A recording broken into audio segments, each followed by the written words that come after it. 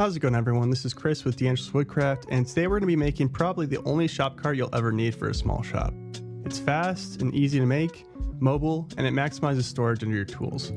I've been making the classic 2x4 shop carts for almost all of my shop furniture builds, and I've come to really hate myself for not doing something like this for every tool, as I'm running out of storage and things are really starting to become a mess in the shop. I realize this is a pretty simple build that most people could probably come up with on their own, but I think we as woodworkers can tend to overanalyze and overcomplicate our solutions, so I wanted to lay out something simple you can make today. Anyways, to get started, you'll want to get some relative dimensions for the top, where the tool's going to sit, and the overall height of the mobile base. I definitely recommend writing these down and creating a quick sketch and components list as you see me doing here. Even if you're pretty advanced, it's something worth doing just to make sure you're not wasting money on plywood. Another nice reason to make a sketch is to make sure you're factoring in caster height and material thickness for certain corners, as those will affect your overall height in the end.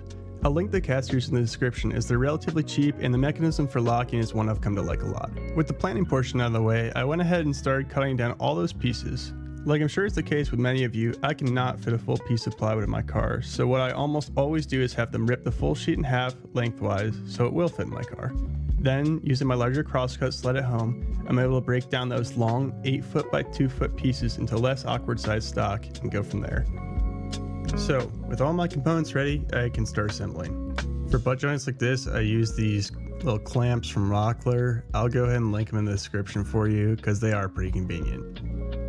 While you guys are watching me assemble the rest of this, I want to do a simple cost breakdown to make this design with 2x4s and some plywood versus just plywood. Because I know for me, the only reason I was making these 2x4 shop carts was because I thought they were actually cheaper, but that's actually not the case. So let's say I'm making something like this with 2x4s and a plywood top and bottom. These will be the exact same dimensions as I modeled both to accurately calculate cost. I'm not going to bore you with the details, but if you comment you'd be interested, I can definitely post them. But making a 2x4 shop cart using a 4 foot by 2 foot piece of plywood will run you roughly $42.89, and the full plywood shop cart, if you buy an 8 foot by 4 foot piece of plywood with shelves, will cost $54. This is of course only for the cost of lumber. But when you look at the advantages of the increased surface area of the full plywood cart, it gives you space to add tool holders wherever you want, and the shelving we're going to add makes it easy to add drawers down the road, so the full plywood cart becomes fully worth the extra $11.11 every time. What I'm doing here is getting the total shelf space measurement, which is 26 1/4. And in case that wasn't clear, this is the measurement that I'm talking about. So if we're going to do that math, we're going to take the total shelf space, H, which is 26 1/4. We need to know the number of shelves that'll be in there. There's going to be 2. There'll be 3 subsections, so the number of spaces.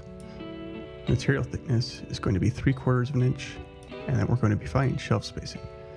So shelf spacing is going to be equal to the total shelf space minus number of shelves times the material thickness divided by number of spaces. So we can just go through that math here, and feel free to pause the video right now if you want to take a closer look at that. But hopefully this can help you out in the future. So we're going to make 2 spacer blocks that are both 8 1/4 inches long.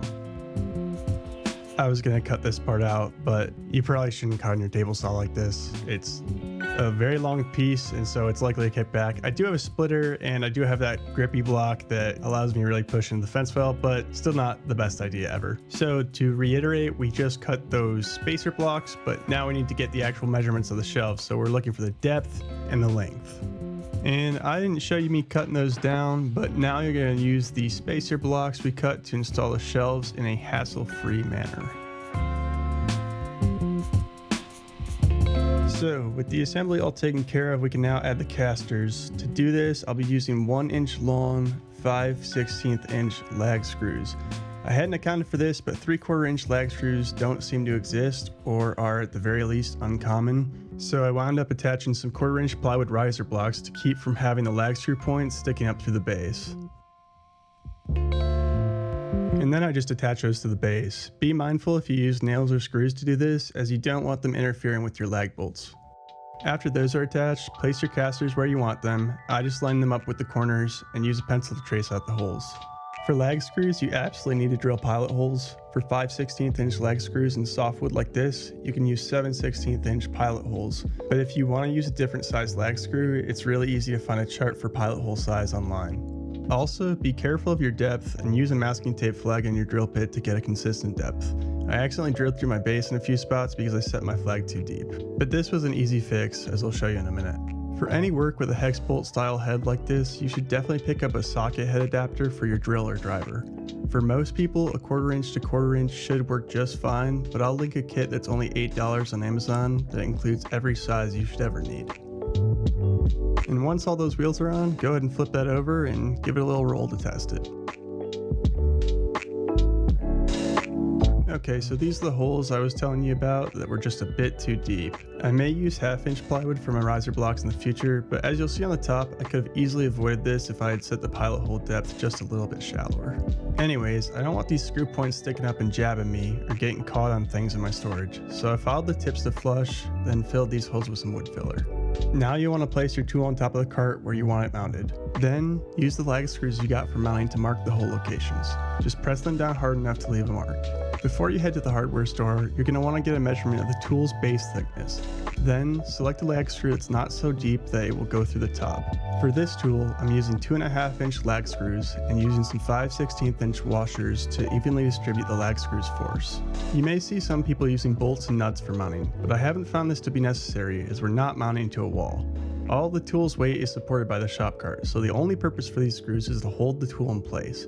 Additionally, bolts protruding from the other side of the cart will be annoying when we want to use the shelf just underneath the tool.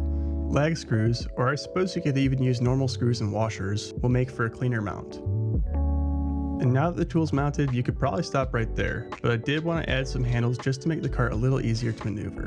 So I grabbed a piece of 3/4 inch plywood scrap and cut down 2 7-inch handles and 4 1-inch spacers. Then, and I think the glue was probably overkill here, I glued and nailed the spacers to the back, sanded down the sharp corners, drilled some pilot holes, and attached these handles to the cart. And now, you've got yourself a shop cart that hopefully didn't take more than 3 hours, puts your benchtop tool at a more comfortable height, and has a lot of extra storage underneath. Another reason I like this cart is that it's super easy to add some drawers down the road. If you like this video, please consider liking, subscribing, commenting, etc., as any engagement will really help this video catch the algorithm and therefore help my channel grow. My goal with videos like this is to provide straightforward guidance for problems I often find myself facing. In my own woodworking journey, I found that so many channels push clickbait, filler content, which really annoys me when I'm just trying to find a simple solution. So I'm hoping you can come to my channel with a different expectation. Once more, thanks for watching and keep an eye out as I plan to have another video out before the end of September 2024. Best wishes, and I'll see you in the next one.